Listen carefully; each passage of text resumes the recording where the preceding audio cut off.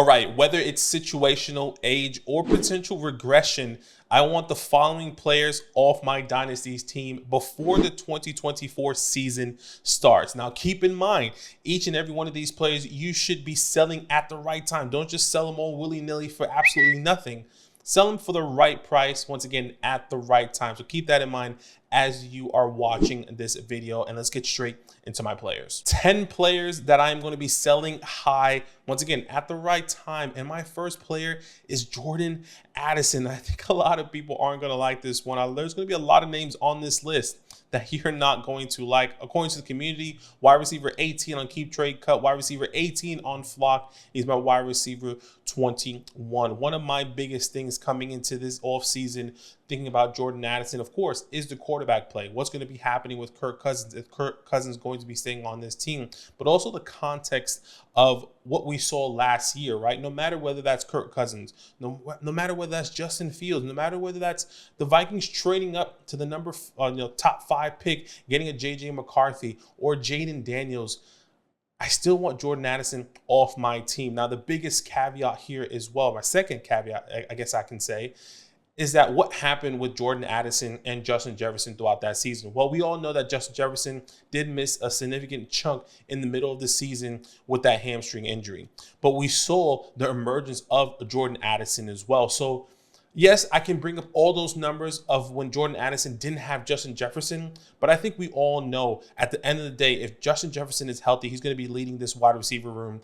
And I think potentially we need to be readjusting our value and potentially selling high at the right moments. If you're, Jordan Addison owner, or maybe you can be selling him high to a Vikings fan, whatever the case may be. What I really did here is that I broke down, before Justin Jefferson's injury and after Justin Jefferson's injury, and to see what that looked like and what Jordan Addison was producing. So you can see on your screen here, weeks 1 to 4 before Justin Jefferson's injury. And look at the massive difference before, the injury. It was clear that Jefferson was leading this way. 33 receptions, 47 targets, over 500 yards, 3 touchdowns, averaging 25.8 fantasy points per game. He was a wide receiver 1 versus, Jordan Addison coming off his rookie year. Absolutely granted, a lot of these guys don't break out until their bye week. Keep that in mind. Averaging 10.9 fantasy points per game and wide receiver 44. Now we look at weeks 14 to 18 when Justin Jefferson was back and healthy after their bye week in week 13, if I'm not mistaken. Justin Jefferson does come back, and we finally see both of these guys playing together, both healthy since week 4, right? It kind of picks right back up right where Justin Jefferson left off. Doesn't matter the quarterback play, whether that's Joshua Dobbs or whoever the quarterback play was at that moment. Look what Justin Jefferson does and how much he commands in this offense. 32 receptions, 47 targets, over 500 yards. Granted, Jordan Addison does get more touchdowns within that span. Fantasy points per game, 18.6 for Justin Jefferson within that span. Wide receiver 3 for Justin Jefferson. Now, if you look at the other side with Jordan Addison, 11.3 fantasy points and wide receiver 31. Now, granted, if the quarterback play is better, they could potentially produce 2 fantasy relevant wide receivers. I get it. I understand that. But on a week-to-week basis, do I want to be getting a mediocre, above average type of wide receiver finish, whether that's averaging 11.3 fantasy points per game? Even if I were to bump that up an extra 4 points and give him 15 to 14 points per game, are we still loving that production from Jordan Addison? Maybe we would, depending on your league settings, right? But I think at the end of the day, Jordan Addison is going to see a fluctuation in fantasy points, which, in my personal opinion, I would be trying to sell him as soon as possible for the right price. Maybe, Justin Fields, joins this team, gets traded to the Minnesota Vikings. That's amazing. Maybe the Vikings do trade up to get a quarterback in the top 5, top 6, whatever that case may be, whoever that quarterback may be. Maybe they get a Russell Wilson. Maybe Kirk Cousins stays with the Minnesota Vikings. Still, I want Jordan Addison off my team respectfully. Like, I love him. I love what he can do. I just think I can get better value at where he's at right now. I mean, once again, according to community wide receiver 18, some of these guys are around that range in some of your community and some of your leagues, right? So keep this in mind. This is why I want to pivot off, especially based off situation. How about a Nico Collins? How about a Tank Dell? How about a Rashee Rice or Richie Rich? What about a Drake London? A lot of people may not like Drake London based on the quarterback situation, but new offensive coordinator, new head coach coming from the Los Angeles Rams. We've seen what they've done with Puka Nacua and Cooper Kupp. Whoever that quarterback's going to be there, which I'm pretty sure is not going to be Desmond Ridder, can easily support a fantasy relevant wide receiver like a Drake London. So Jordan Addison is my first sell high player. All right, let's go to the running back position. My first running back that you should be selling high. My second player on a list of 10, Rachaad White on Keep Trade Cut, RB12. On our Flock Fantasy, RB13, and he is my RB16. Look, White had a phenomenal year. No doubt finishes the RB4 and was averaging 15.8 fantasy points per game. But a lot is going to change. We've seen the offensive coordinator, used to be offensive coordinator, now with a different team. And this whole new regime is potentially going to, or not regime specifically, but, the play calling is potentially going to be changing going into the 2024 season. Another big caveat here is Baker Mayfield going to be staying? Do the Bucs, let Baker Mayfield walk, or do they re-sign him? I do believe they re-sign him, so I don't think that's a massive caveat, but something to keep in mind if you are a Rachaad White owner.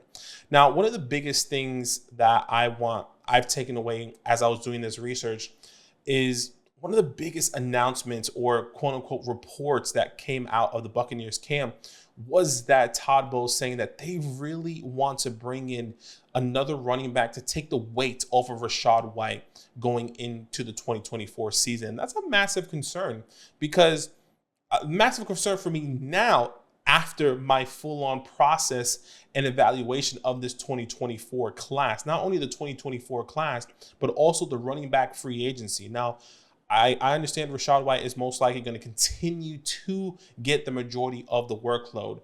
But, I mean, Rachaad White was getting a significant amount from the start, because who was backing him up? Keyshawn Vaughn, Sean Tucker, Chase Edmonds at time when they picked him up. I think the Bucs also know that they need help at the running back position. Now, when you look at the 2024 class, there are some really fun names now that I really am starting to enjoy and see these guys having a role depending on the team that they get drafted to, especially the Bucs. Hypothetically, they get drafted to the Bucs. Trey Benson, a Jonathan Brooks, a Bucky Irving, a Blake Corm, an Isaac Horrendo, a Marshawn Lloyd. The list could potentially go on for you. Maybe you like an Aldrick Estime. Maybe you like, I'm blanking off a name. Maybe you like any of those running backs in the 2024 class. That can take away opportunities away from Rachaad White. Not only that, the 2024 free agent market is also stacked with opportunity. We've heard reports of all these running backs potentially being cut, big name running backs like an Alvin Kamara or potentially traded, or a Joe Mixon potentially cut or traded. But what if the guys that are already free agents? What about the Tony Pollards? What about the Austin Ecklers, the Derrick Henrys, the Alexander Madisons, the Saquon Barklers, the DeAndre Swifts of the world? Not saying that, the Buccaneers are going to be going out for somebody like that, like, the Saquon Barkleys. They're not going to be spending this big cash money on a high caliber name like that. But what if they get a 1-year deal on a Derrick Henry, or a 2-year deal on an Austin Eckler, who takes away PPR opportunities from Rachaad White? Once again, a lot of ands, if, or buts, but we have to remember the Tampa Bay Buccaneers went to the playoffs this past year. They don't have a top pick. They have a second end of the draft pick, which means that they're going to be going and trying to compete. They held on to Mike Evans, giving him that contract extension. Once again, most likely giving Baker Mayfield that contract extension. I don't see the opportunity for Rachaad White finishing as a top 4 RB, which I think the community is seeing, as he is being, range between RB12, RB16.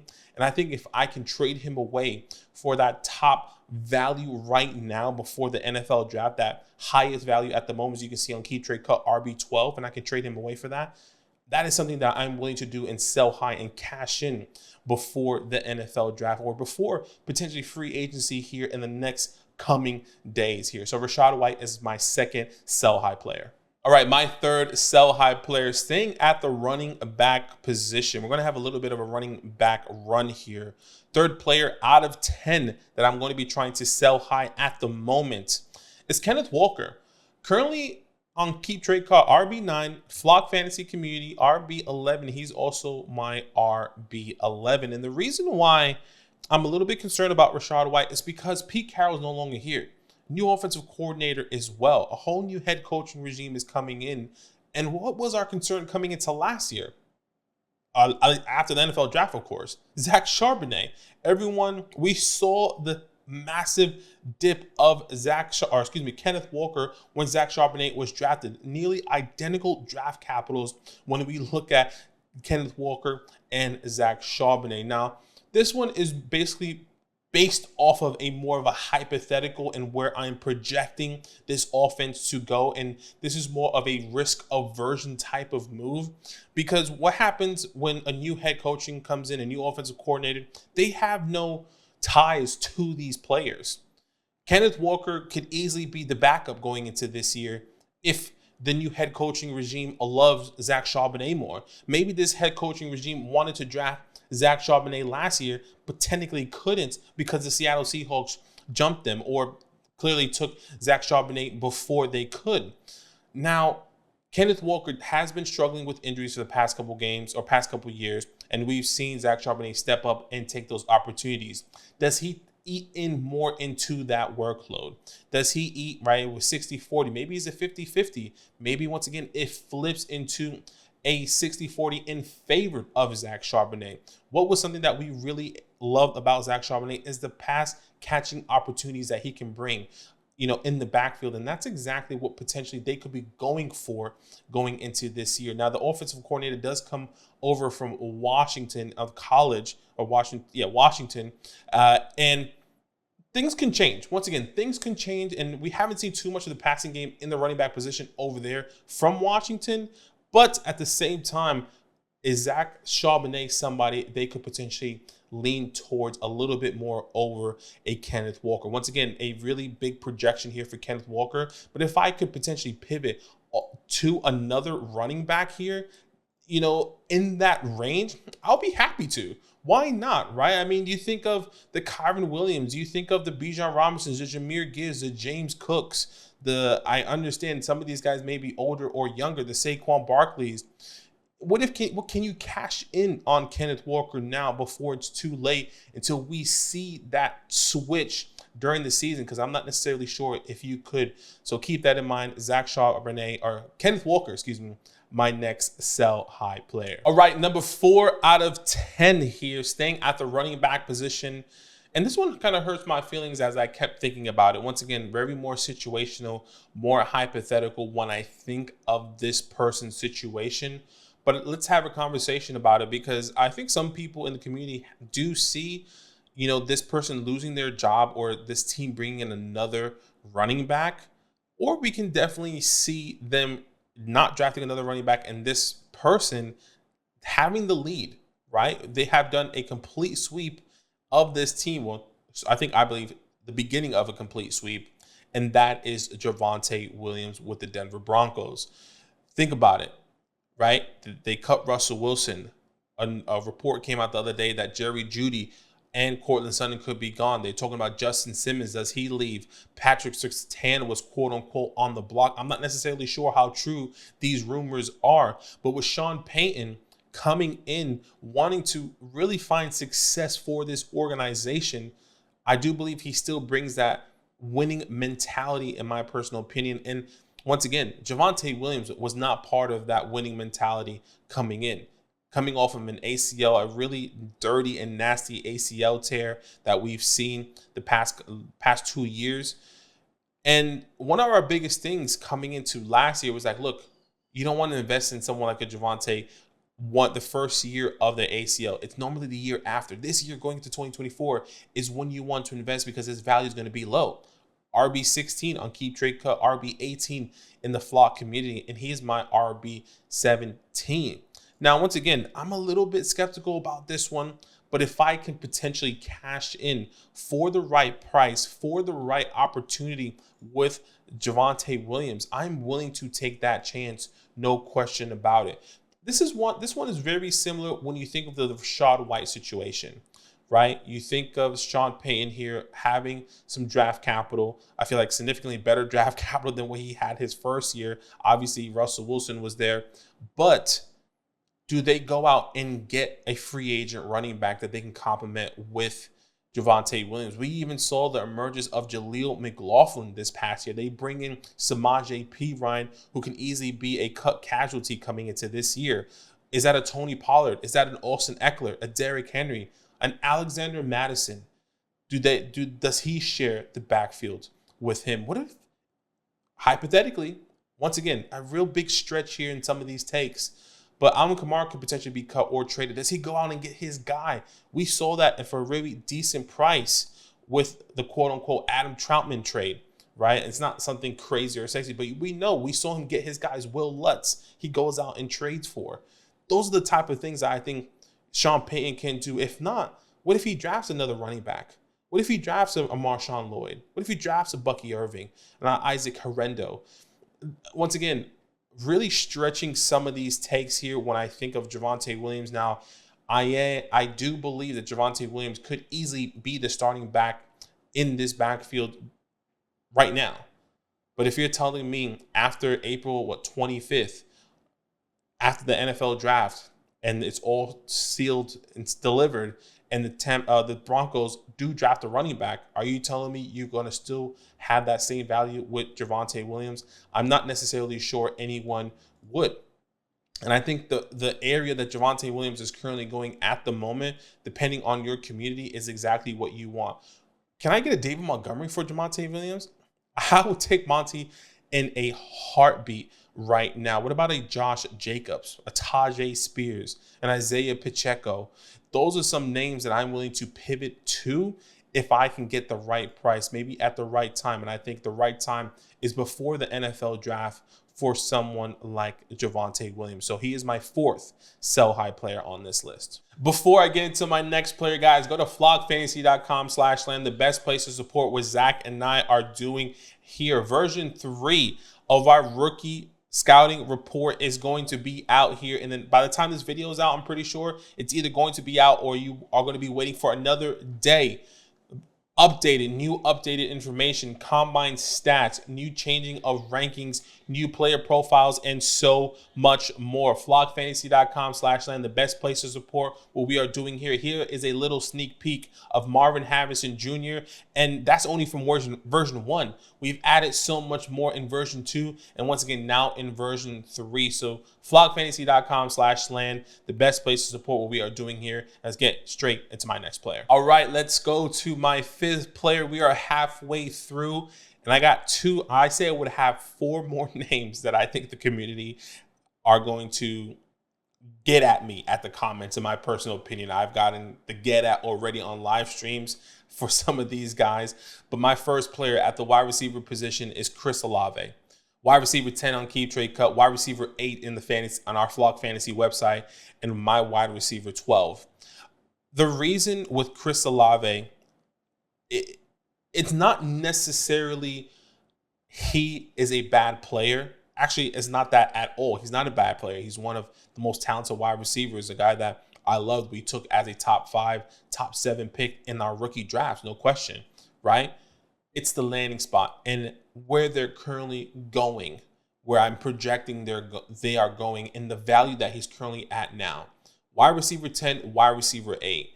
I can easily pivot to one of these guys that I believe have a better opportunity, have a better situation, have a better quarterback in play when I think of it. Wide receiver 10, in some communities, A.J. Brown is wide receiver 8. Can I get A.J. Brown and Jalen Hurts over him? Can I get a Tyreek Hill and Tua Tagovailoa? Can I get a Brandon Ayuk potentially and Brock Purdy? Not and, but, in that situation, who is paired with Brock Purdy?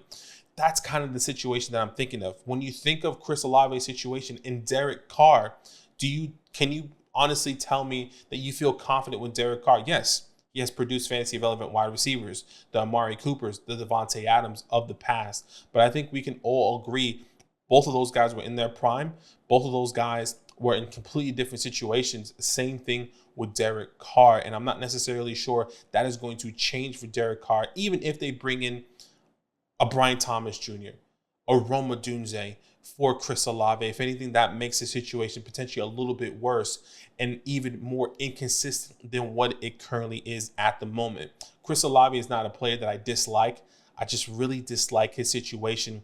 And for what he is currently valued at in the community, I'm willing to cash in at this very moment to get something that's a little bit more consistent via its situation here. So Chris Olave is my 5th player to sell high. All right, my 6th player on this list, very similar to the Chris Olave take, but with a little bit of a different caveat here. That is Jalen Waddle, currently wide receiver 11 in the community on Keep Trade Cut, wide receiver 13 in our Flock Fantasy community, and wide receiver 14 in my current rankings. And the reason why I want to pivot off of Jalen Waddle is because I don't believe his value necessarily matches his fantasy output currently. And the reason of that being is because of Tyreek Hill.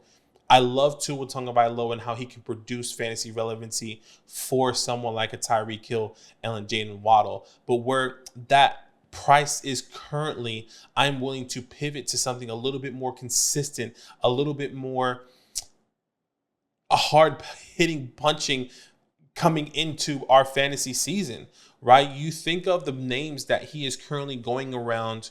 When you look at the community, he's going around the Chris Olaves, the Tyreek Hills, the Brandon Ayuk's, the AJ Browns, around there. Can I trade Jalen Waddle and get a for sure number 1 instead of having the number 2 wide receiver on the team?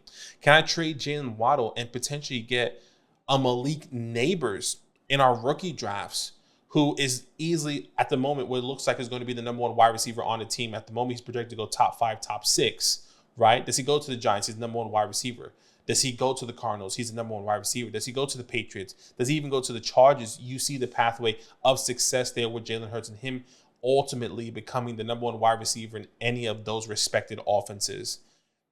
Jalen Waddle is always going to be the wide receiver 2 until Tyreek Hill is there. Not knocking that. We've seen success with both Waddle and Tyreek. We've seen the success with T. Higgins, Jamar Chase, with Devonta Smith and A.J. Brown. I get it. I understand.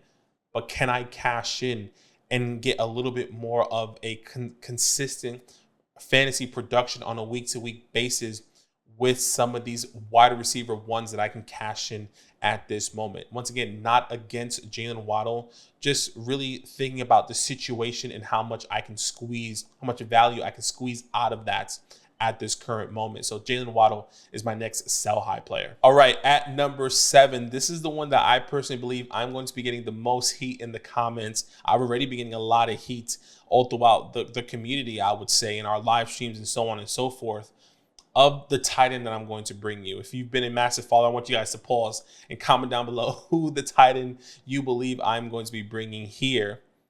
That is Kyle Pitts. On Keep Trade Cut, tight end 7. On Flock Fantasy, tight end 4. In my rankings, he's also tight end 7. So I'm really on par with Keep Trade Cut at the moment in my personal rankings. And let me tell you why. I do believe Kyle Pitts is a phenomenal athlete, a phenomenal player. I just don't believe the fantasy success is going to be coming anytime soon in this offense specifically. Now, there's going to be glimpses of success and ups and downs and where he scores 20 plus fantasy points, when he scores 2 touchdowns and catches 5 out of 7 targets, maybe for over 100 yards. There's going to be games like that. There's already been games like that. Now, one of the biggest things that a lot of people are believing for the Atlanta Falcons is for them to be getting a quarterback.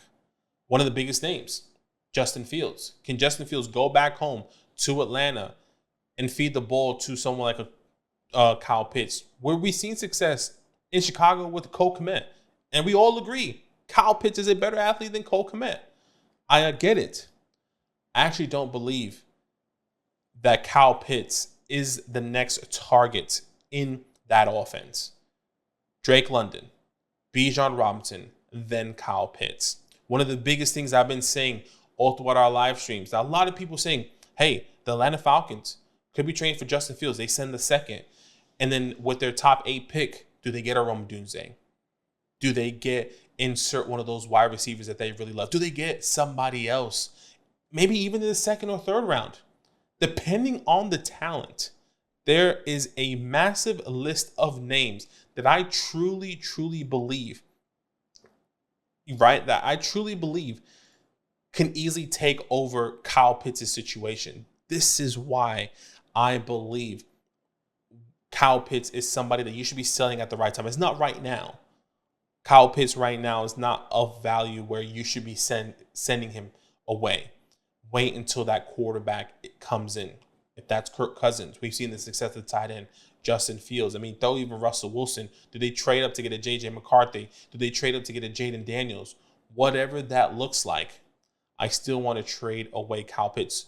My second reason, it's because we've seen the success from Raheem Morris and the offensive coordinator from the Los Angeles Rams and what they did at the wide receiver position. Granted, they never had a talent like Kyle Pitts. Still,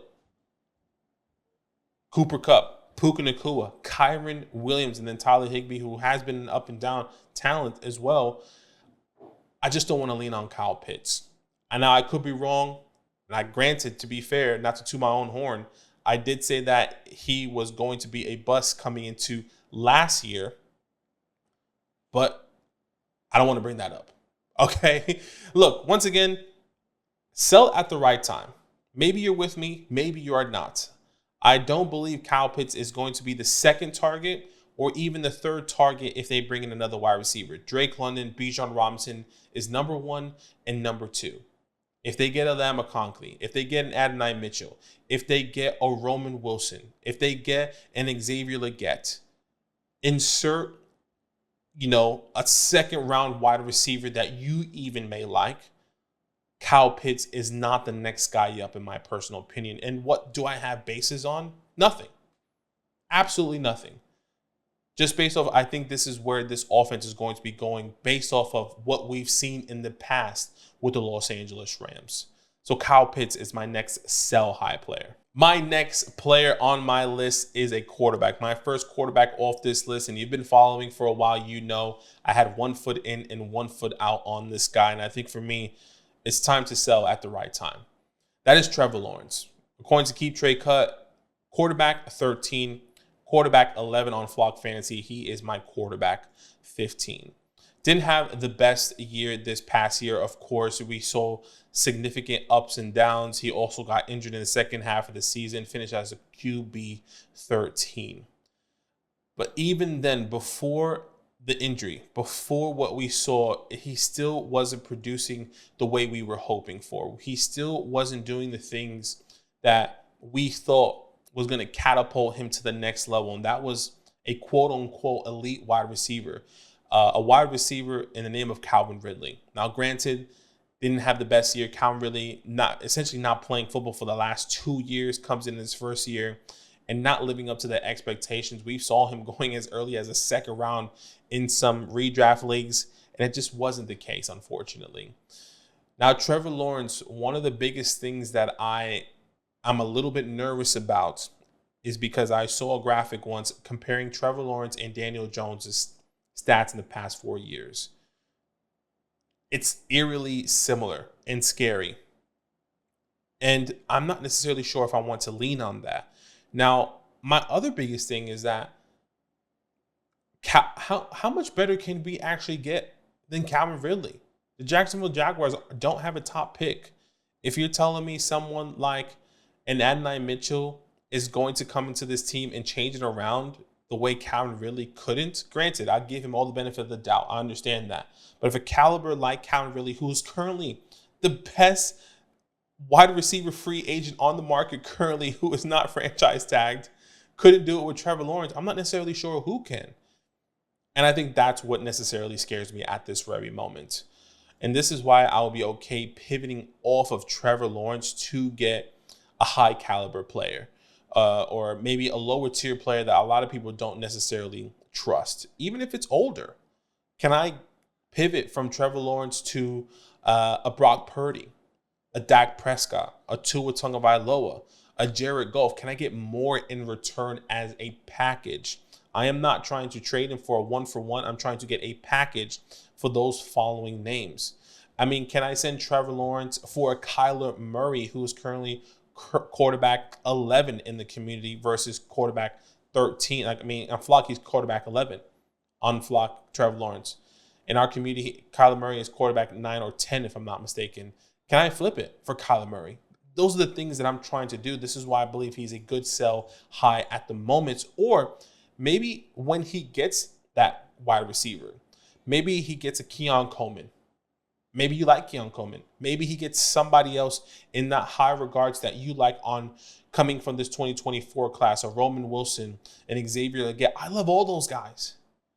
I don't believe those guys are going to change my tune on Trevor Lawrence going into the 2024 season, thinking that he's going to be catapulted to this top 10, top 8 type of quarterback, unfortunately. So Trevor Lawrence is my next guy you should be selling. All right, my second to last player on this list. I think another controversial player that I think a lot of people aren't going to like at the wide receiver position, that is Michael Pittman Jr. Pittman had a phenomenal year.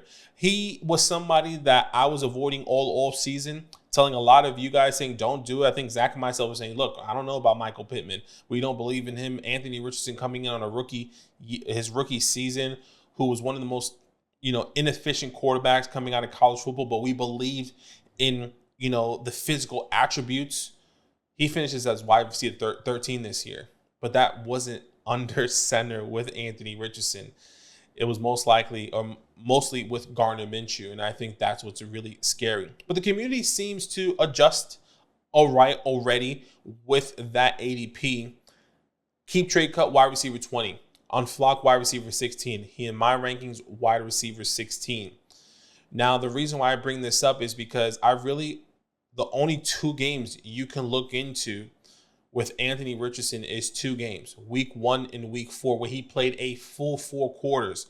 Keep that in mind. I know Anthony Richardson played a total of 4 games, and he was up and down, but I just really wanted to get a full grasp of full 4 quarters of Anthony Richardson coming in here with Michael Pittman. Okay, week 1 with Michael Pittman, he was the wide receiver 8. I mean, that is a great start for a rookie quarterback coming in for a top wide receiver. Caught 8 out of 11 targets and a touchdown, over 23 fantasy points in week 8. That was against the Jacksonville Jaguars, week 1. Going to week 4, this is where we see something a little bit different, where he plays every single quarter, caught 1 out of 5 targets for 4.5 fantasy points per game. Once again, he was a wide receiver at 75 that week. Now, there's very, very little sample size with Anthony Richardson. But one of the biggest things, even the same reason why, myself and Zach saying, I don't know about Josh Downs. I think because of the inconsistencies of quarterback with Anthony Richardson, I think the same thing goes with Michael Pittman. Now, Michael Pittman may not be the best sell high now at this moment, but I think he is a good pivot option off of your dynasty teams, right? Because once again, in the community, wide receiver 20, wide receiver 16, and wide receiver 16 in my rankings. But there's a lot of people that I would rather pivot to rather than having Michael Pittman. DJ Moore, Drake London, Tank Dell, Zay Flowers, Rashee Rice. What about a T. Higgins, a Jaden Reed? Some of these guys you may have to do a 2-for-1 type of deal, right? But some of those guys I would pivot to based off of their situation. Rashee Rice, according to the community right now on Keep Trade Cut specifically, wide receiver 23. He's paired with Patrick Mahomes, one of the best quarterbacks. Zay Flowers, we've seen with Lamar Jackson and how he has emerged in the second half of the season. Wide receiver 22. Tank Dell, who was a top, in my opinion, who would have been a top 10 finished wide receiver if he did not get injured. Wide receiver 21, all after Michael Pittman, according to Keep Trade Cuts. DJ Moore, wide receiver 17, who is either going to stay with Justin Fields or get an upgrade in Caleb Williams. You tell me, who will you rather have, Michael Pittman or any of those guys? Some of these rankings may be skewed depending on who you follow. I mean, I can done the same thing on Flock Fantasy website, but just keep that in mind.